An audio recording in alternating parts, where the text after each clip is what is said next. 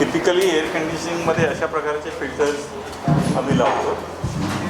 Split air condition असतात ना, indoor unit आणि 7 किंवा 8 एका महिन्या अगोदर अतिशय पांढरे असतात बघा.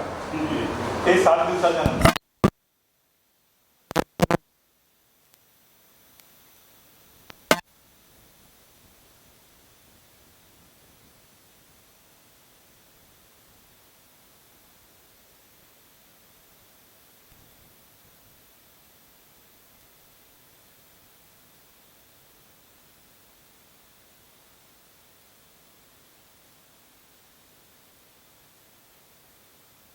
या कंपनीला निर्माण किंवा इन्स्पिरेशन जे होतं ती म्हणजे टेक्स्टाईल स्ट्राईक. टेक्स्टाईल इंडस्ट्री जेव्हा डॉक्टर दत्ता सामंतच्या वेळी जी स्ट्राईकमध्ये बंद झाली, त्यानंतर माझ्यासारख्या टेक्स्टाईल डिप्लोमा होल्डरला काय मार्गच नव्हता नोकरीचा. आणि त्यासाठी गव्हर्नमेंटनी त्यावेळी एक डिपार्टमेंट ऑफ सायन्स अँड टेक्नॉलॉजीने स्टार्टअप करण्याचा पहिल्यांदा प्रयत्न केला की स्टार्टअप युनिट्स, आणि त्या स्टार्टअप युनिट्सवरनं ही कंपनी निर्माण झाली फिल्ट्रेशन सोल्युशन्सच्याबद्दल. त्यावेळीची ती फिल्ट्रेशन सोल्युशन्सची जी कंपनी होती त्यावेळी महत्त्वाचं होतं म्हणजे त्यावेळी टेक्स्टाईल वर्कर्सला बिसोनोसिस होत होते, कोल वर्कर्सला न्युमोकोनोसिस होत होते, एस्बेस्टॉस लायनिंगवाल्यांना अनेक छातीचे रोग व्हायचे, ज्याच्यातनं त्यांचं आयुष्य फक्त 10 वर्ष किंवा 15 वर्षच असायचं. म्हणजे जर एखादा कर्मचारी किंवा एखादा कामगार 30व्या वर्षी जर जॉईन झाला तर तो 40 वर्ष त्याचंच लाईफ होतं. म्हणजे 10 वर्ष आणखी राहणार तो, हे सिद्ध झालेलं आहे. केमिकल इंडस्ट्री तर म्हणजे मोठा प्रश्न होता की आपल्या देशामध्ये अशा प्रकारचे फिल्टर नव्हते. आणि नुकताच त्यावेळी 1990-95मध्ये अनेक संशोधन झाले आणि त्यांना लगेच लक्षात आलं की ह्याला सर्व कारण आहे म्हणजे मोस्ट पेनिट्रेटिंग पार्टिकल साईज किंवा RSPM. हे त्यावेळीचे टर्म्स यूज झाले आणि आपल्या देशात काही सुविधा नव्हती. मी त्यात संशोधन केलं आणि प्रॉडक्ट्स निर्माण केले. So that was the turning point. Sir, आत्ता आपण कोणकोणते प्रोडक्ट्स बनवतो आहोत, किती या देशांमध्ये सर्वाधिक मागणीचे आहेत आणि देशाबाहेर कोणकोणते प्रोडक्ट्स पाठवले जातात? बघा, असं आहे की देशामध्ये सेफ्टीचं फार विशेष कल्चर नाही आहे आपल्या देशामध्ये. म्हणजे उदाहरणतः सांगायला जर तुम्हाला गेलो तर साऊथ कोरिया आपल्यापेक्षा कित्येक पटीने लहान देश आहे, पण कित्येक पटीने आपल्यापेक्षा प्रयोगशील देश आहे. किंवा युनायटेड अरब एमिरेट्स हा आपल्यापेक्षा अत्यंत लहान देश आहे, पण तिकडे पण इंडस्ट्रीज आहेत. आपल्याकडे त्याच्याहून कितीतरी संख्या जास्तनी इंडस्ट्रीज आहेत, पण तरी पण सेफ्टीचा उपयोग जो आपल्या देशात आहे क्वांटिटीमध्ये, तो या 2 लहान देशांपेक्षा पण कमी आहे. म्हणजे तुम्हाला लक्षात येईल की हे पोटेन्शियल मार्केट आपण म्हणू शकतो, पण असं नाही की ते मार्केट रेडी आहे. ते मार्केट रेडी करावं लागेल सर्वांना मिळून, इन्क्लुडिंग मीडियाला, की अवेअरनेस प्रोग्राम करावा लागेल.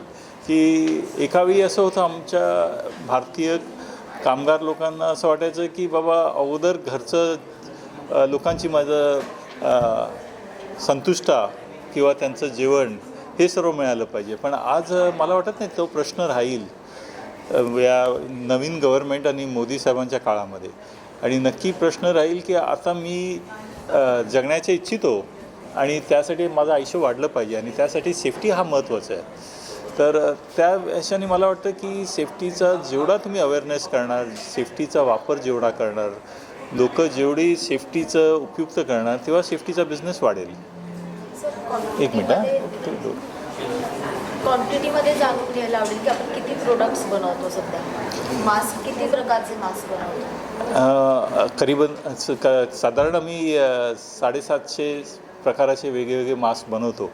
कारण काय असतं की मास्कमध्ये आता नवीन जे ISO स्टँडर्ड आलेले आहेत त्यामध्ये एक मोठा बदल झालेला आहे की फेस साईजप्रमाणे मास्क बनवायचं एक काम चालू झालेलं आहे.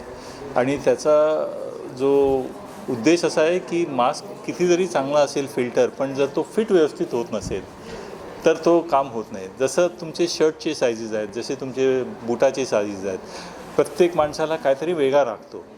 तर ते एक महत्त्वाची गोष्ट आहे. दुसरी गोष्ट, मास्कमध्ये व्हरायटीज निर्माण होण्याचं कारण म्हणजे की ब्रीथिंग रेट हा एक ठराव राहतो की कुठच्या प्रकारचा मास्क वापरला पाहिजे. पहिल्यांदा झालं चेहऱ्याचा साईज, पण दुसरा प्रकार राहतो ब्रीदिंग रेट. जो मनुष्य टेबलवरती बसून काम करतो किंवा जो मनुष्य एअर कंडिशनिंग फॅक्टरीमध्ये काम करतो किंवा जो मनुष्य वर्कशॉपमध्ये काम करतो आणि जो मनुष्य रस्त्यावरती काम करतो किंवा जो कर्मचारी अतिशय मेहनतशील काम करतो, ह्यांचे सर्वांचे श्वास घेण्याची जे स्पीड आहे, वेग आहे, तो बदलत असतो आणि त्याप्रमाणे त्याला तो मास्क मिळाला पाहिजे. परत तिसरी गोष्ट ह्यात अशी येते की प्रत्येकांचेच जे चॅलेंजेस आहेत, गॅस किंवा कंटॅमिनेंट किंवा फायबर किंवा वेगळ्या प्रकारचे चॅलेंजेस असू शकतात. म्हणजे आपल्याला त्या चॅलेंजकडे पण बघायचं आहे की कंटॅमिनेंट काय असेल, त्याचं ब्रीदिंग रेटकडे पण बघायचं आहे की किती वेगाने हा श्वास घेतो आहे आणि कुठच्या प्रकाराचा हा चेहरा असेल, त्याप्रमाणे हे मास्क वेगवेगळ्या प्रकारचे होतात. सर, भारतामध्ये सध्या आत्मनिर्भर भारत आणि मेड इन इंडियाला चालना मिळत असताना आपल्या गुंतवणुकीकडे किंवा आपल्या क्षेत्राच्या भरभराटीला कसं प्रोत्साहन मिळत आहे, कशी चालना मिळत आहे? बघा, या गव्हर्मेंटचं एक स्पष्ट आम्हाला डायरेक्शन दिलेलं आहे की तुम्हाला असं सबसिडी किंवा इन्सेंटिव्ह असं काही मिळणार नाही आहे आणि सर्व काही तुम्हाला मिळेल परफॉर्मन्स बेस्ड लिंक्ड इन्सेंटिव्ह असेल. तर इंडस्ट्री कळून चुकलेली आहे की सबसिडी आणि इन्सेंटिव्ह किंवा टॅक्समध्ये कमी दर्जा हा अपेक्षित ठेवूच नका. कारण आता टॅक्समध्ये सर्वांना GST लागू झालेलं आहे, GSTचा वॅट व्यवस्थित लागू झालेला आहे.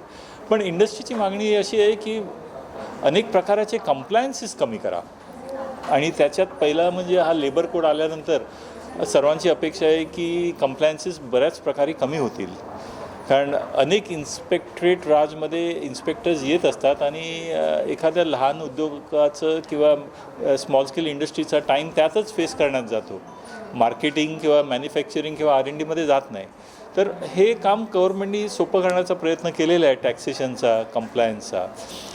इम्पोर्टमध्ये त्यांनी बराचसा प्रयत्न केलेला आहे की इम्पोर्ट्स बराबर झाले पाहिजेत, पटापट झाले पाहिजेत. बँकेकडे त्यांनी लक्ष दिलेलं आहे की बँकेचे फंड्स अगोदर फक्त मोठ्या इंडस्ट्रीजलाच मिळायचे, पण आज स्मॉल स्केल इंडस्ट्रीजला पण मिळत आहेत. स्टँडर्ड्समध्ये त्यांनी भरपूर सहकार्य केलेलं आहे इंडस्ट्रीजला. अगोदर 10-10 वर्षामध्ये 2 स्टँडर्ड्स नाही व्हायचे. प्रॉडक्टचे स्टँडर्ड्स निर्माण झाल्याशिवाय आपल्या कन्झ्युमर्सला, भारतीय जनतेला चांगले प्रॉडक्ट्स मिळणारच नाही. तर 10-10 वर्षामध्ये 2 स्टँडर्ड पण निर्माण नाही व्हायचे. आज एका वर्षामध्ये कमीत कमी 500 नवीन स्टँडर्ड्स गव्हर्नमेंट उत्पादन करतं आहे आणि त्या स्टँडर्ड्सप्रमाणे चेक करायला आणखी अडचण असायची स्मॉल स्केल इंडस्ट्रीज किंवा उद्योगांची की ते टेस्ट करायला लॅबॉरेटरीज नसायचे. तर गव्हर्नमेंटनी इनिशिएटिव्ह असा घेतलेला आहे की ते टेस्ट करण्यासाठी त्यांनी लॅबॉरेटरीज निर्माण केलेल्या आहेत. आणि महत्त्वाची गोष्ट गव्हर्नमेंटने आणखी एक पुढे स्टेप घेतलेला आहे, तो म्हणजे ॲकॅडेमिया आणि इंडस्ट्री ह्यांचं मिक्सचर झालं पाहिजे. हे एकत्र कोलॅबरेशन केलं पाहिजे. अगोदर ॲकॅडेमिक फक्त त्यांच्या PhDच्या पर्पजनी करायचे, पण त्या PhDचा काय उपयोग तर नाही व्हायचा देशाच्या लोकांना आणि इंडस्ट्री R&D नाही करायची. तर आता R&D म्हणजे ॲकॅडेमिक इन्स्टिट्यूट्स, IIT किंवा VJTI किंवा असे विविध प्रकारचे इन्स्टिट्यूट्स जे देशभरामध्ये आहेत आपल्या, आणि त्यांना आणि इंडस्ट्रीजला एकत्र आणून नवीन नवीन प्रॉडक्ट्स उत्पादन करण्याचा जो प्रयत्न ही गव्हर्नमेंट करते आहे, मला वाटतं त्याच्यानी भविष्यात बरंच फरक पडेल.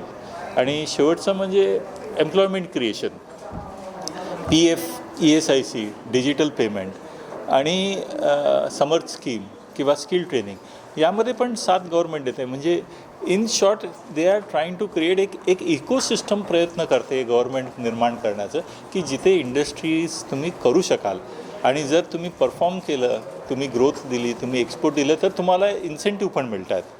पण फक्त तुम्ही इंडस्ट्रीज जाणार आणि इन्सेंटिव्ह घेणार, सबसिडी घेणार, तो रेजिम नाही आहे आता. सर, पुढील 5 ते 10 वर्षामध्ये विनसला तुम्ही कुठे पाहता?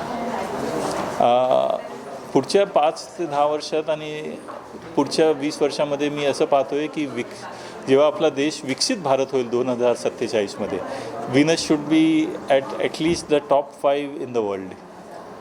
थँक्यू.